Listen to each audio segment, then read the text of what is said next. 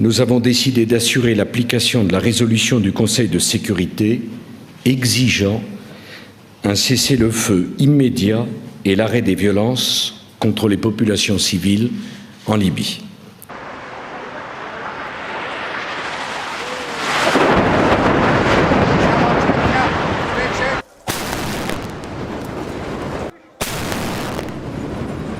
Bonjour, dans ce contexte de tension énorme entre la Russie et l'Occident, avec la guerre d'Ukraine, nous allons voir aujourd'hui ce qui s'est passé en Libye.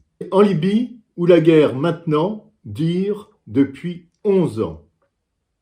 11 ans. Alors les images que vous allez voir sont tirées de reportages que j'ai faits là-bas en 2011 pour des télévisions françaises. Alors pourquoi les États-Unis, la Grande-Bretagne et la France ont-ils décidé de faire la guerre en Libye? Alors pourquoi cette volonté d'en finir avec le colonel Kadhafi? Je vous renvoie à un discours qu'il a fait à Sirte lors d'une réunion de la Ligue arabe.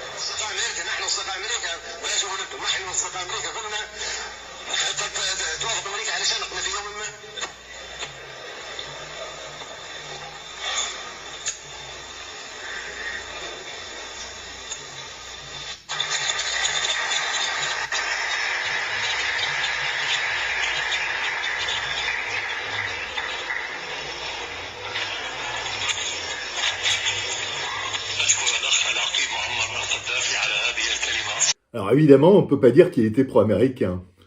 Et alors, qu'est-ce qui s'est passé avec Nicolas Sarkozy?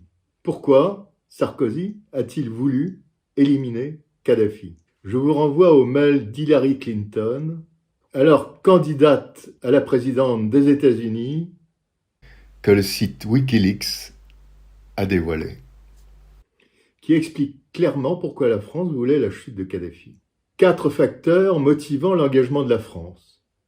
Premier facteur, un désir, je cite, un désir d'obtenir une plus grande partie du pétrole libyen.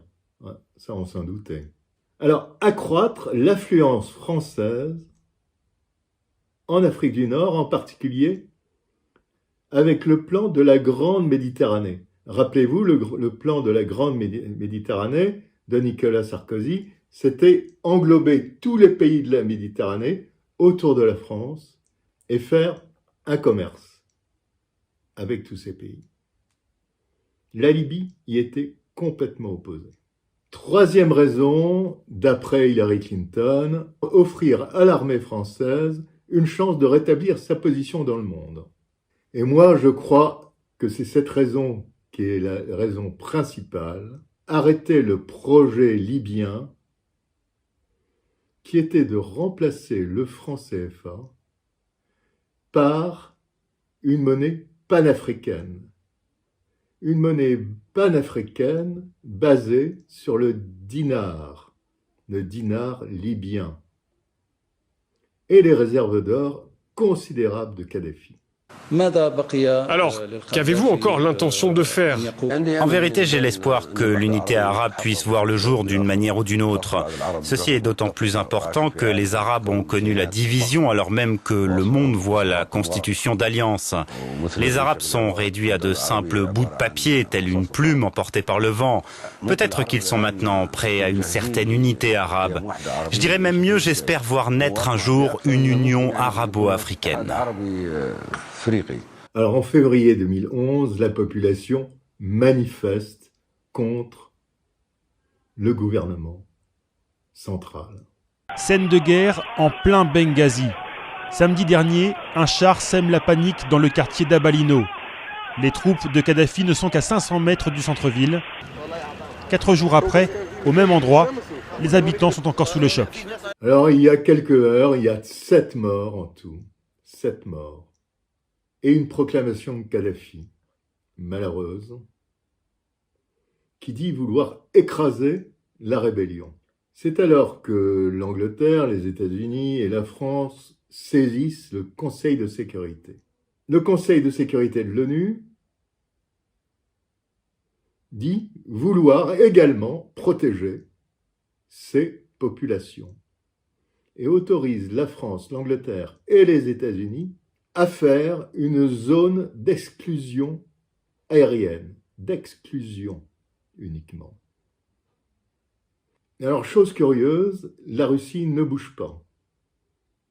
En effet, ce n'est pas Vladimir Poutine qui est aux manettes, mais Medvedev, qui est à ce moment-là président de la République. Vladimir Poutine n'est que Premier ministre. La machine infernale est en place. Nous avons décidé d'assurer l'application de la résolution du Conseil de sécurité exigeant un cessez-le-feu immédiat et l'arrêt des violences contre les populations civiles en Libye. C'est pourquoi, en accord avec nos partenaires, nos forces aériennes s'opposeront à toute agression des avions du colonel Kadhafi contre la population de Benghazi. D'ores et déjà, nos avions empêchent les attaques aériennes sur la ville. Alors, pour arriver à Tripoli, moi, je passe par la Tunisie et je vois des milliers et des milliers de personnes fuir la Libye. Les dernières centaines de mètres avant la frontière libyenne. Ici, en Tunisie, se pressent plus de 20 000 réfugiés venant de toute l'Afrique. Ils ont fui les combats et les bombardements.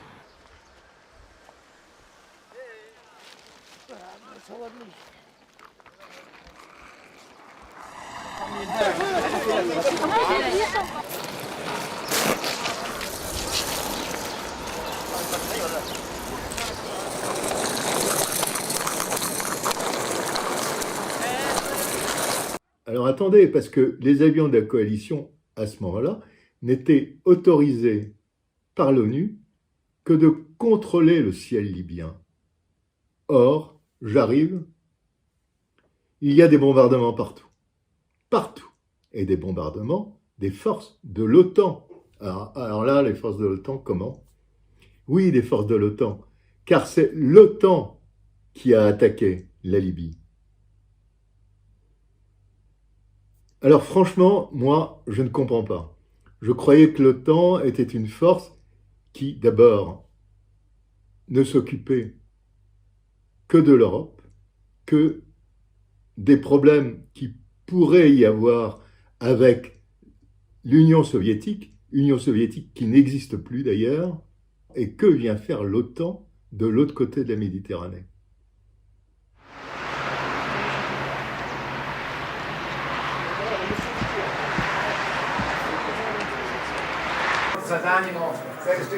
Objectif des frappes, le port et des centres de communication de l'armée libyenne.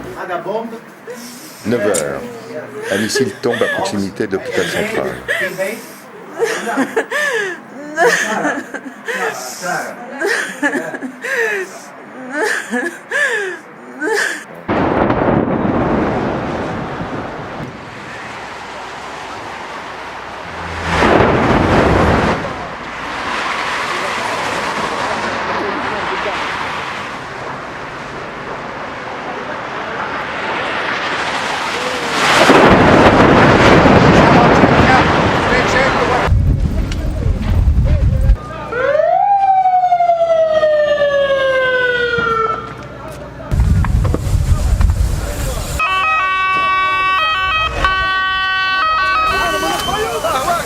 C'est un bateau de garde-côte.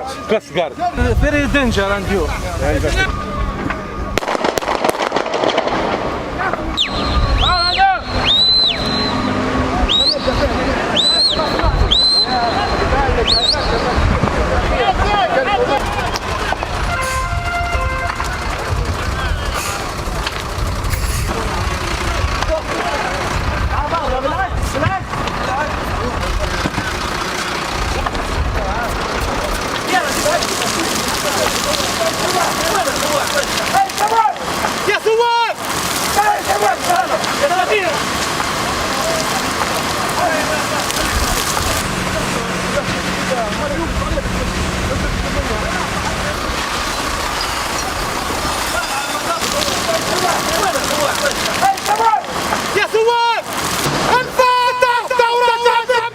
La révolution du 1er octobre de Kadhafi est une révolution populaire. Je ne crois qu'en Dieu, Kadhafi et la Libye.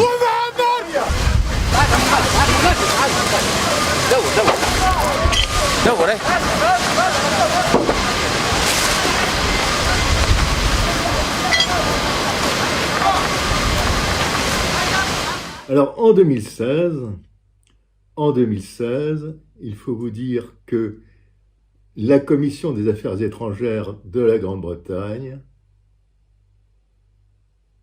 a condamné cette intervention en disant qu'elle n'était pas justifiée. En 2016, je lis, l'intervention militaire fut fondée sur des postulats erronés car la menace d'un massacre des populations a été surévaluée, que la coalition n'a jamais vérifié la réalité de ces massacres. Quand même, vraiment. Alors, c'est en fait une manipulation de plus.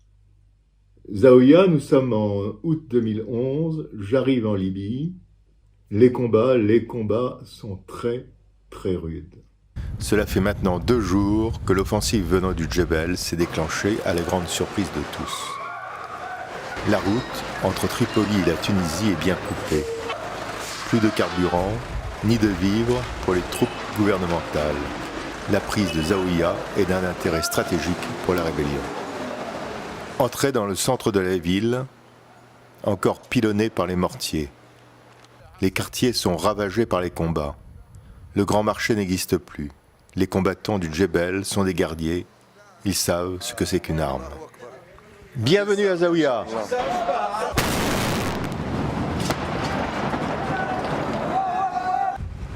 Au pied de la grande route, des carcasses de chars détruits par l'aviation.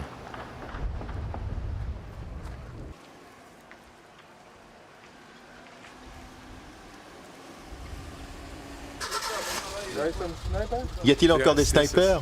Oui, il y en a. Où? Ils sont dans les immeubles de l'administration et de la banque.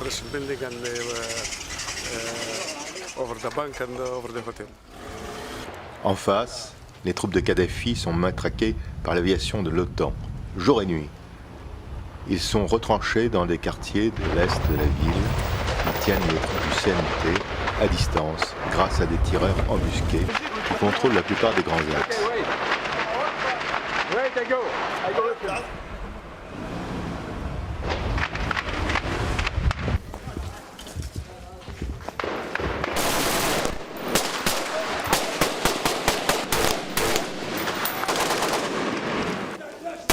Les résistants ont pu rafistoler un char qui se met en position devant les immeubles occupés par les snipers. C'est au canon qu'ils les débusquent un par un.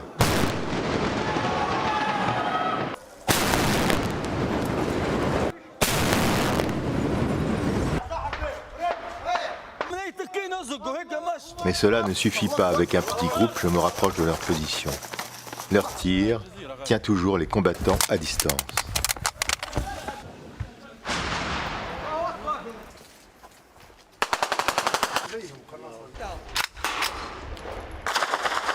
Il est 6 heures du soir, les positions sont inchangées. Zaouïa n'est pas encore tombé dans les mains de la rébellion.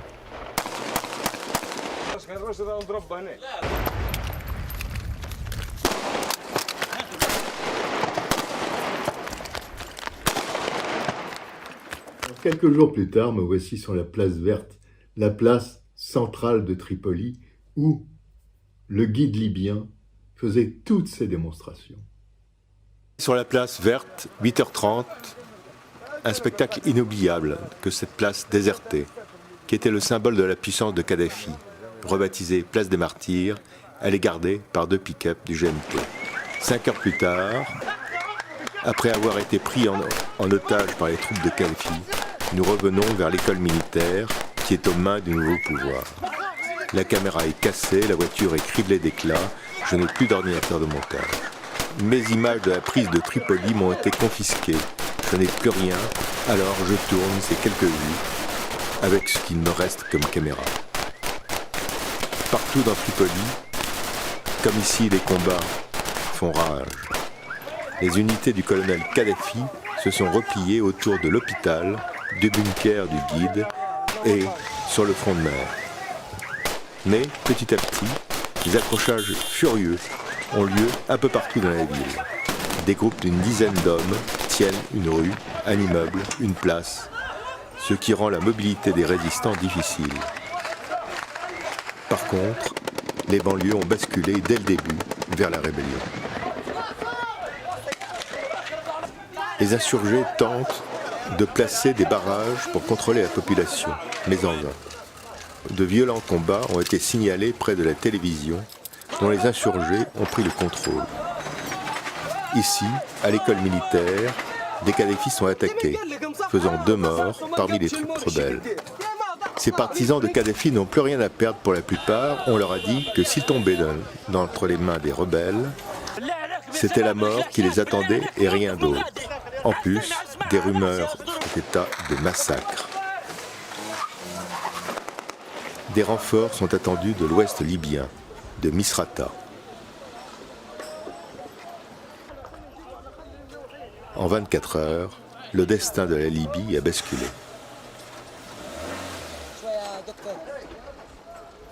Alors c'est la fin du pouvoir de Kadhafi